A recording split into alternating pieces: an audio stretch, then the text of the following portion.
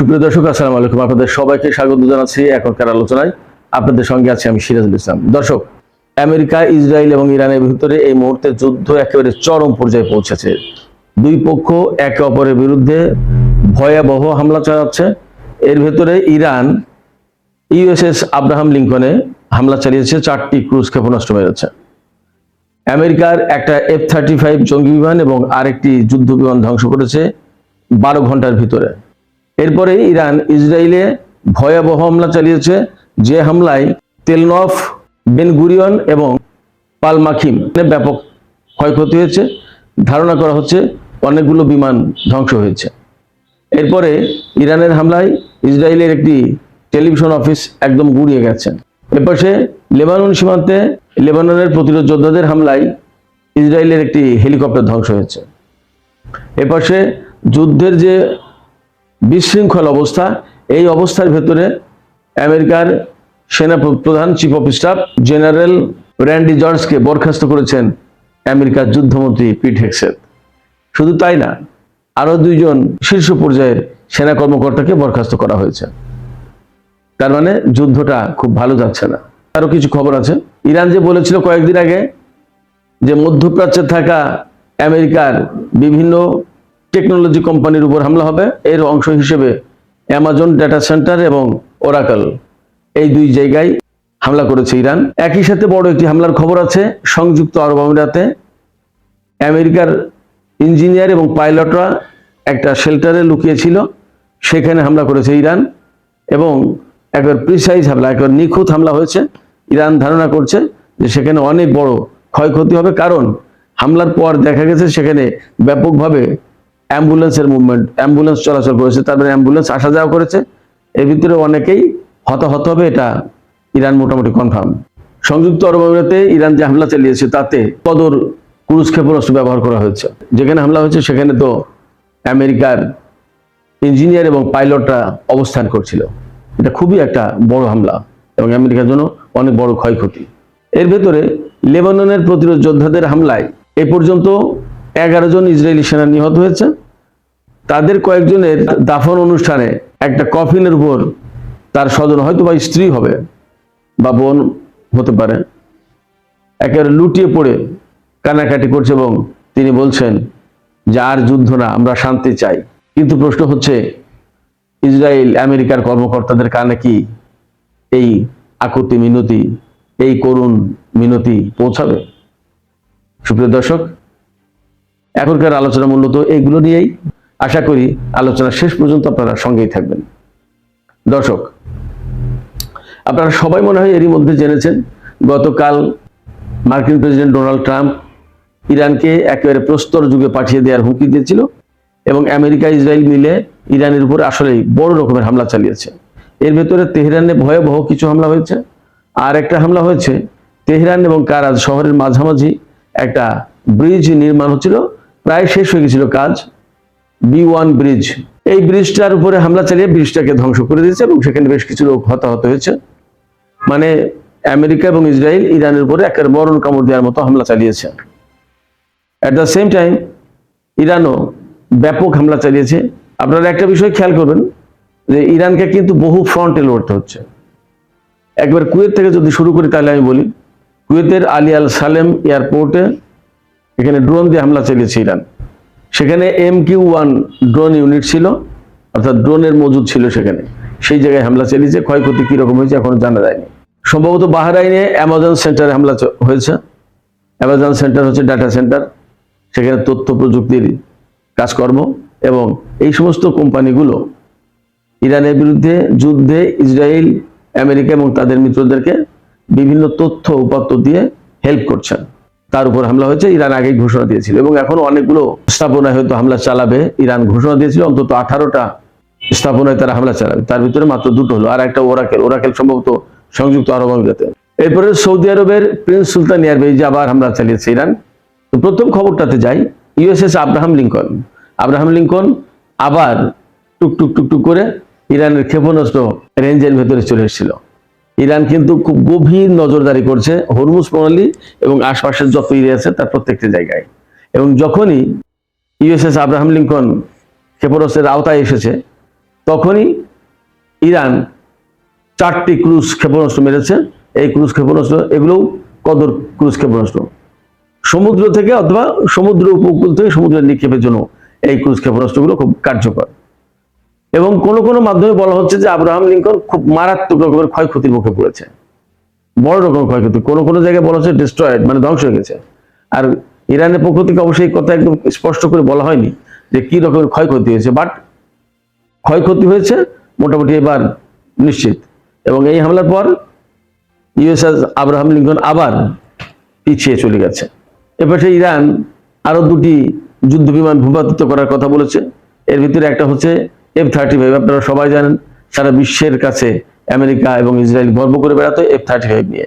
সেই F-35 জঙ্গি বিমান আবার একটা ভূপাতিত করেছে ইরান। এই বিমানটা ভূপাতিত হয়েছে ইরানের মধ্য অঞ্চলে। এই মধ্য অঞ্চলে যে বিমানটা ভূপাতিত হয়েছে তার ধ্বংসাবশেষের বেশ কিছু ছবি ইরানের প্রেস টিভি থেকে শুরু করে বিভিন্ন মিডিয়াতে দেখানো হয়েছে, আর সামাজিক মাধ্যমগুলোতে তো ছড়িয়ে পড়েছেই। অ্যাট দ্য সেম টাইম এর কিছুক্ষণ আগে, অর্থাৎ 8-10 ঘন্টা আগে বা 12 ঘন্টা আগে, হরমুজ প্রণালীর কাছে কেশম দ্বীপ আছে, আপনারা মনে হয় অনেকে জানেন, না জানলে জেনে নেন। ইরানের সবচেয়ে সুন্দর দ্বীপ কেশম দ্বীপ। কেশম দ্বীপ এবং হ্যাঙ্গাম দ্বীপ, এই দুটো দ্বীপের মাঝামাঝি একটা জায়গায় আরেকটা বিমান ভূপাতিত হয়েছে, পড়েছে। ইরান সেটাকে ক্ষেপণাস্ত্র প্রতিরক্ষা ব্যবস্থা দিয়ে শুট ডাউন করেছিল এবং সে বিমানটা হরমুজ প্রণালীর কাছে কেশম দ্বীপ এবং হ্যাঙ্গাম দ্বীপের মাঝামাঝি এই জায়গায় পড়েছে, এটাও ভূপাতিত হয়েছে। তবে F-35 বিমানের পাইলট বা ওই কেশম দ্বীপের কাছে যে বিমান পড়েছে, এই দুটো পাইলটের ভাগ্যে কি হয়েছে এটা পরিষ্কার না। IRGC ধারণা করছে যে F-35 যে এমন ভাবে বিধ্বস্ত হয়েছে, একেবারে চুরমার হয়ে গেছে, ভেঙে চুরে, সেক্ষেত্রে পাইলট সম্ভবত মারা গেছে। ইরান ইসরায়েলের বিরুদ্ধে বা আমেরিকার বিরুদ্ধে যে সর্বশেষ অভিযান চালিয়েছে, আমি যখন এই ভিডিও করছি তার আগ পর্যন্ত 91তম ওয়েভ ছিল। এই 91তম ওয়েভে ইরান, ইয়েমেনের হুতিরা এবং লেবাননের প্রতিরোধ যোদ্ধারা, এই 3 শক্তি একসাথে মিলে ইসরায়েলের বিরুদ্ধে হামলা চালিয়েছে। এবং গত রাত গেছে ইসরায়েলের জন্য খুব মারাত্মক একটা রাত। সবচেয়ে বড় ব্যাপার হচ্ছে ইসরায়েলের জনগণ প্রধানমন্ত্রী বেনিয়ামিন নেতানিয়াহুর বিরুদ্ধে ফুঁসে উঠেছে। সেখানে একটা টেলিভিশন সেন্টার ধ্বংস হয়ে গেছে। এই প্রথম ইরান এই ধরনের কোনো মিডিয়া সেন্টারে হামলা চালানো, কারণ এর আগে ইরানের মিডিয়া সেন্টারে বারবার হামলা চালিয়েছে ইসরায়েল। সেক্ষেত্রে ইরান হয়তো এবার তারই জবাব দিল। আর বলা হচ্ছে যে এই যে মিডিয়া সেন্টারটা, এই মিডিয়া সেন্টারটা ইসরায়েলের প্রোপাগান্ডা মেশিন হিসেবে কাজ করছিল। আমরা বিভিন্ন মাধ্যমে দেখতে পাচ্ছি ইরান হামলা জোরদার করেছে অনেক বেশি আগের চেয়ে, এবং এই সমস্ত হামলায় ধীরে ধীরে ধীরে ধীরে আপনার তেল আবিব থেকে শুরু করে ইসরায়েলের বহু শহর মারাত্মক রকমের ক্ষতিগ্রস্ত হচ্ছে, ভেঙে চুরে চুরমার হয়ে যাচ্ছে। অনেকটা গাজার চেহারা পেয়েছে। গাজায় যেভাবে ধ্বংসযজ্ঞ চালিয়েছে ইসরায়েল, অনেকটা সেই রকম ভাবে ইসরায়েল ধ্বংস হয়ে যাচ্ছে। আমি আজকেই দেখলাম একটা মিডিয়াতে বলছে যে যুদ্ধ এইভাবে চললে ইসরায়েল তার অস্তিত্ব ধরে রাখতে পারবে না, ইসরায়েল বিশ্বের মানচিত্র থেকে মুছে দেবে। আমি সবসময় বলে আসছি যে ইরান কিন্তু মোটামুটি একটা বড় টার্গেট নিয়ে ধীরে ধীরে ধীরে ধীরে যুদ্ধটা এগিয়ে নিয়ে যেতে চায়। একসাথে অনেক বড় হামলা করলে এটা বিশ্ববাসীর চোখে লাগবে। ইরানের কৌশলটা আমার কাছে মনে হচ্ছে যে হামলা হয়েছে, ওরাও হামলা করেছে, এরাও করছে পাল্টা হামলা। এইভাবে আস্তে আস্তে একটু বড়, একটু বড়, আরেকটু বড়, আরেকটু বড়, এই করতে করতে এমন ভাবে সব ধ্বংস করে দেবে যে ধীরে ধীরে ধীরে ধীরে ইসরায়েল ফুরিয়ে যাবে, বিশ্ববাসী টের হবে না। একসাথে হামলা করলে যদি ইসরায়েলের অনেক বড় ক্ষতি হয়ে যায়, তাহলে কিন্তু এটা মানে শোরগোল শুরু হয়ে যাবে। ইরান খুব কৌশলে ধীরে ধীরে ধীরে ধীরে আগাচ্ছে। আজকে একটা, কালকে 2টো, কালকে 3টা, এই আস্তে আস্তে এইভাবে করতে করতে একসময় দেখা যাবে বিশ্বের মানচিত্রে ইসরায়েল নামক আর কোনো রাষ্ট্র নেই, এমন হতে পারে। ইরান অন্তত সেই রকম একটা কৌশলে এগিয়ে যাচ্ছে, আমার কাছে তাই মনে হচ্ছে। এদিকে আমেরিকার রাজনীতিতে মারাত্মক রকমের তোলপাড় চলছে এই যুদ্ধকে কেন্দ্র করে। ইরানের বিরুদ্ধে ডোনাল্ড ট্রাম্প, পিট হেগসেথ, মার্কো রুবিও, তারপরে ইসরায়েলের প্রধানমন্ত্রী বেনিয়ামিন নেতানিয়াহু, এরা যে যুদ্ধ শুরু করেছে, সেই যুদ্ধ নিয়ে মারাত্মক বিপদে পড়ে গেছে আমেরিকা এবং ইসরায়েল, দুইটা শক্তি। আমেরিকার সেনাপ্রধান যে army chief of staff general Randy George, এই জেনারেল র্যান্ডি জর্জকে বরখাস্ত করা হয়েছে। আমেরিকা যদিও দাবি করছে তাকে অবসরে পাঠানো হয়েছে, কিন্তু ফ্যাক্ট হচ্ছে এই র্যান্ডি জর্জের আরো 1 বছর চাকরির মেয়াদ ছিল। এই চিফ অফ স্টাফ হিসেবে তার আরো 1 বছর চাকরি ছিল, কিন্তু 1 বছর আগে তাকে যখন অবসরে পাঠানো হয় তখন তাকে কি, তাকে তো বরখাস্ত বলে না, তাকে তো বরখাস্ত করে, তাকে বরখাস্ত করা হয়েছে। শুধু তাই না, আরো দুইজন শীর্ষ জেনারেল, তারা ডেপুটি চিফ অফ স্টাফ, তাদের দুজনকে বরখাস্ত করা হয়েছে। যদিও আমেরিকার ব্যাপারে মুখ খুলছে না, কিন্তু আমেরিকার কোনো কোনো মিডিয়ায় খবরটা এসেছে। তাদের নাম আমি বলে দিচ্ছি আপনাদেরকে।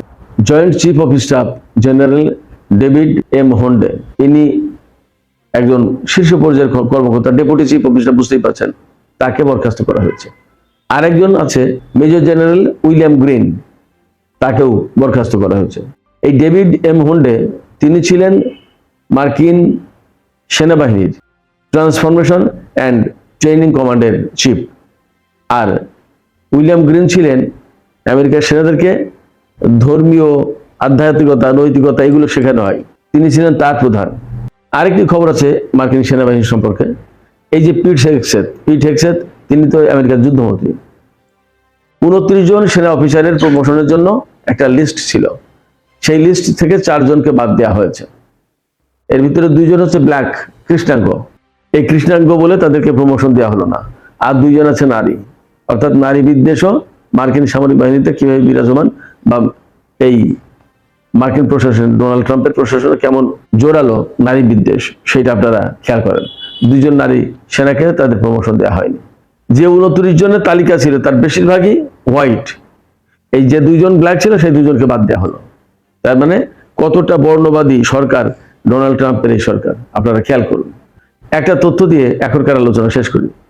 আমেরিকা ইরান ইসরায়েল যে যুদ্ধ হচ্ছে, এর ভিতরে ইরান এই পর্যন্ত আমেরিকার মোট 9টি যুদ্ধ বিমান ধ্বংস করেছে।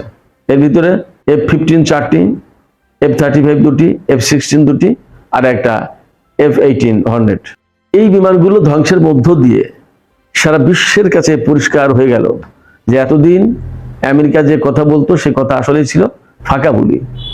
আমেরিকা বলতো কি, যে তাদের এই সমস্ত বিমান স্টেলথ বিমান, এই স্টেলথ প্রযুক্তি বিমান রেডারে ধরা পড়বে না, কেউ ভূপাতিত করা তো দূরে কথা, রেডারেই ধরা পড়বে না।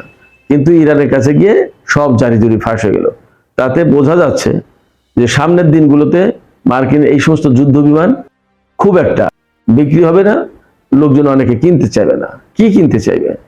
এর বিপরীতে যা হবে সেটা হচ্ছে রাশিয়া এবং চীনের বিমান অনেক বেশি বিক্রি হবে, এইদিকে মানুষ ঝুঁকবে। আর এর ভিতরে যুদ্ধ শেষ হওয়ার পরে ইরান যদি এই শিল্প ডেভেলপ করতে পারে, তাহলে ইরানের অস্ত্র এবং সামরিক সরঞ্জামও প্রচুর পরিমাণে বিক্রি হবে। কারণ যত যাই বলি, এই যুদ্ধের মূল নায়ক কিন্তু ইরান।